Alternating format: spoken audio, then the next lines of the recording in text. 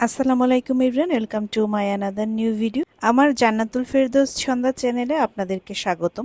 আমার আজকের ভিডিওতে একটি রেসিপি শেয়ার করছি, যে রেসিপিটা কিছুদিন আগে ভাইরাল হয়েছিল।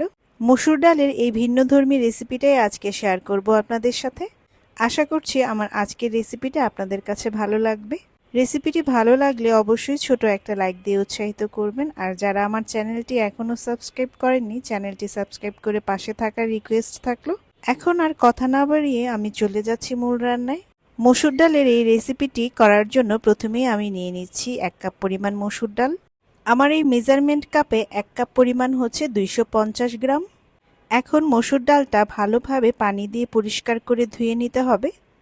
যদি হাতের সময় থাকে তাহলে কিন্তু ডালটা ধোয়ার পর এভাবে কিছুক্ষণ রেখে দিতে পারেন, তাহলে ডালটা খুব দ্রুত সিদ্ধ হবে। আর হাতের সময় না থাকলে সাথে সাথে রান্না করে নিতে পারেন। এখন একটি কড়াইতে প্রথমেই নিয়েছি মসুর ডাল। মিডিয়াম সাইজের 2টি আলু এখানে আমি কিছুটা পাতলা করে কেটে নিয়েছি। এরপর ছোট সাইজের 2টি টমেটো কুচি দিচ্ছি। এখানে হাফ কাপ পরিমাণ পেঁয়াজ কুচি কেটে নিয়েছি, যার অর্ধেকটা আমি এখানে দিয়েছি আর বাকিটা দিয়ে পরবর্তীতে আমি এটা বাগার দিব।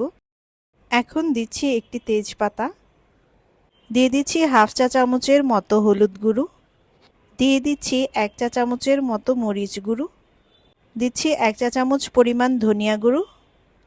এখন দিচ্ছি 1 চা চামচ পরিমাণ ভাজা জিরা গুঁড়ো, দিচ্ছি হাফ চা চামচ পরিমাণ গরম মশলা গুঁড়ো, দিচ্ছি 1 চা চামচ পরিমাণ রসুন বাটা, হাফ চা চামচের মতো আদা বাটা। এখন দিয়ে দিচ্ছি 1.5 চা চামচের মতো লবণ। লবণটা স্বাদ মতো দিবেন, আর যদি পরবর্তীতে লাগে তাহলে পরবর্তীতে অ্যাড করা যাবে, একবারে বেশি লবণ দেওয়ার প্রয়োজন নেই। দিয়ে দিচ্ছি আস্ত কাঁচামরিচ। এরপর দিয়ে দিচ্ছি 2 টেবিল চামচ পরিমাণ সরিষার তেল। এখানে সরিষার তেল দিয়েছি, আপনারা ইচ্ছে করলে যে কোনো কুকিং অয়েল ইউজ করতে পারবেন। এরপর সবগুলো উপাদান হাতের সাহায্যে ভালো করে মিক্স করতে হবে। এখানে টমেটো ও আলুটা আমি একটু চেপে চেপেই মিক্স করছি। মিক্স করা হয়ে গেলে এখন প্যানটি চুলায় বসিয়ে দিতে হবে। কিছুক্ষণ কষিয়ে নিতে হবে। চুলার আঁচ মিডিয়াম আঁচে রেখে এটা কষিয়ে নিতে হবে। ডালটা এমনভাবে ভাজতে হবে, দেখা যাবে ভাজার এক পর্যায়ে এটা নিচে কিছুটা লেগে এসেছে। এখানে কষিয়ে নেওয়ার এক পর্যায়ে ডালটা কিন্তু কিছুটা নিচে লেগে এসেছে। 250 গ্রাম ডালের জন্য এখানে আমি পানি দিয়ে দিচ্ছি প্রায় 1.5 লিটারের মতো। এখন ডালটা কিছুটা নেড়েচেড়ে দিতে হবে। কিছুক্ষণ পর রান্না করার এক পর্যায়ে দেখা যাবে যে ডালটা ফুটে উঠেছে এবং আস্তে আস্তে সিদ্ধ হয়ে যাচ্ছে। আলু আর টমেটোও কিন্তু ধীরে ধীরে নরম হয়ে আসবে। এভাবে 15 থেকে 20 মিনিট রান্না করে নেওয়ার পর দেখা যাবে যে ডালটা হয়ে এসেছে। মসুর ডাল সাধারণত খুব তাড়াতাড়ি সিদ্ধ হয়ে যায়, আর ডালে যে পরিমাণ পানি দিয়েছি তার অনেকটাই কিন্তু কমে গিয়েছে। এখন ডালটা এক পাশে রেখে আমি এটা বাগার দিয়ে নিব। এজন্য প্যানে দিয়ে দিচ্ছি 2 চা চামচ পরিমাণ সরিষার তেল। ফোড়নের জন্য প্রথমেই দিচ্ছি 3টি শুকনো মরিচ, দিচ্ছি 1 চা চামচ পরিমাণ আস্ত জিরা। এরপর কিছুটা নেড়েচেড়ে দিতে হবে। শুকনো মরিচ ও জিরা কিছুক্ষণ ভেজে নেওয়া হয়ে গেলে যে পেঁয়াজটা আমি তুলে রেখেছিলাম সেই পেঁয়াজটা এখন দিয়ে দিচ্ছি। এরপর আরও কিছুক্ষণ আমি পেঁয়াজটা ভেজে নিচ্ছি। এরপর অ্যাড করছি ছোট সাইজের 2টি রসুন কুচি। রসুন কুচি পরে দেওয়ার কারণ হচ্ছে রসুন কুচিটা কিন্তু আগে আগে বা দ্রুত ভাজা হয়ে যায়।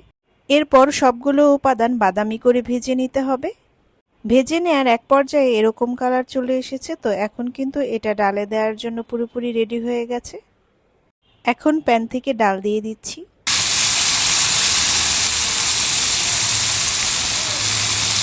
সম্পূর্ণ ফোড়নটা এখন ডালে ঢেলে দিচ্ছি।